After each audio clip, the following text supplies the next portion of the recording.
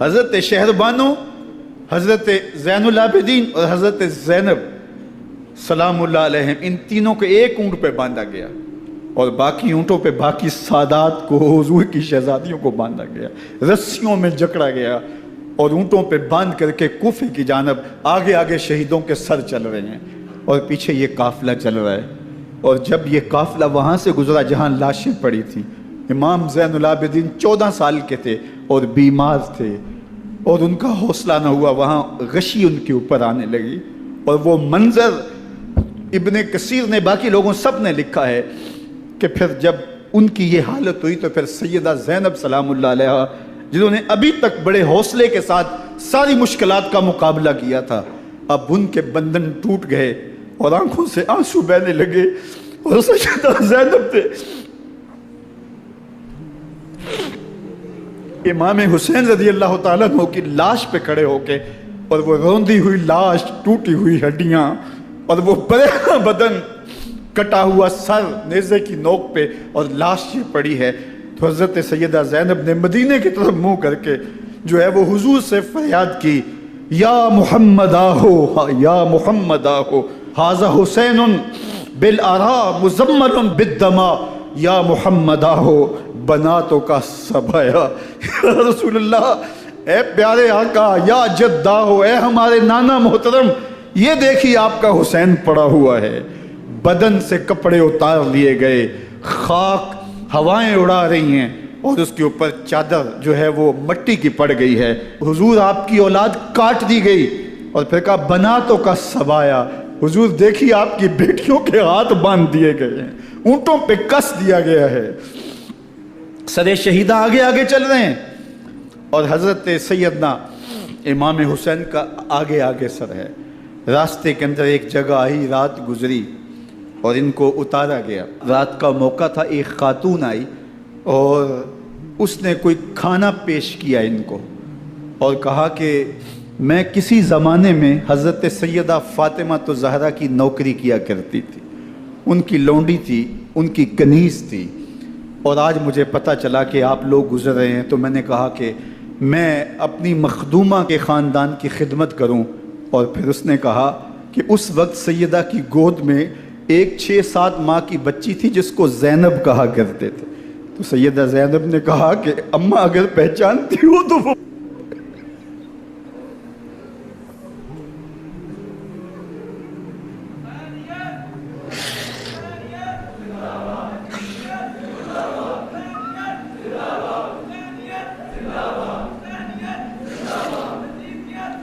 یہ تاراج اور لٹا ہوا کارواں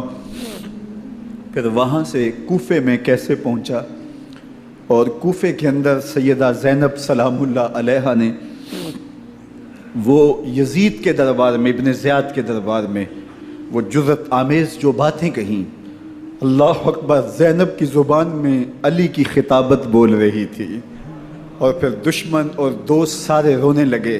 اور وہ کیا دل گداز منظر تھے،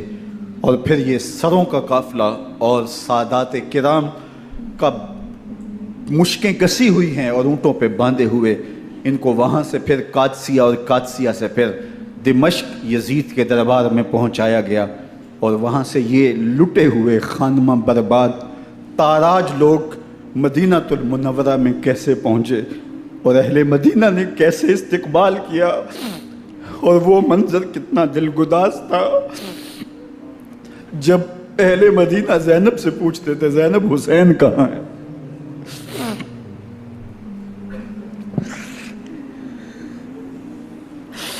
بے مروت بے وفا تیرا بھی کیا افسانہ ہے، جس نے اپنی ہی شمع کو گل کیا تو وہ پروانہ ہے۔ اپنے پیغمبر کے شہزادوں کو اور اپنے پیغمبر کی شہزادیوں کو جو دکھ اس امت نے دیے، یہ کائنات کی ایک انوکھی داستان ہے۔ اللہ ہمیں اسوہ شبیری پہ عمل کی توفیق عطا کرے اور ان کے نقوش پاک کی برکتیں دے، اہل بیت کی محبت ہماری روحوں میں جذب کر دے، اور جس عظیمت کے ساتھ، جس حوصلے کے ساتھ انہوں نے دکھوں کو جھیلا، جو دہکتی آگ کے شعلوں پہ سویا وہ حسین، جو جواں بیٹے کی میت پر نہ رویا وہ حسین، جس نے سب کچھ کھو کے کچھ نہ کھویا وہ حسین، مرتبہ اسلام کا جس نے دوبالا کر دیا، خون نے جس کے دو عالم میں اجالا کر دیا، جو کہ سوزے غم کو سانچے میں خوشی کے ڈھال کے مسکرایا موت کی آنکھوں میں آنکھیں ڈال کے۔ اے حسین ابن علی تم پر سلام، نازش آل نبی تم پر سلام۔ ذرا میرے ساتھ یہ پڑھ لیجئے، اے حسین ابن علی تم پر سلام، نازش آل نبی تم پر سلام،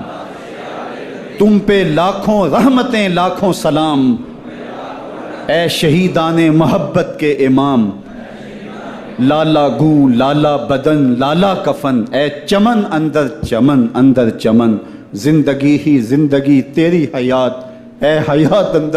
اندر حیات، افتخار ملت بیضا ہے تو، رب کعبہ کی قسم یکتا ہے تو، فخر کا دل میں دریچہ باز کرنا چاہیے، جن کا تو آقا ہے ان کو ناز کرنا چاہیے۔ وآخر دعوانا ان الحمدللہ رب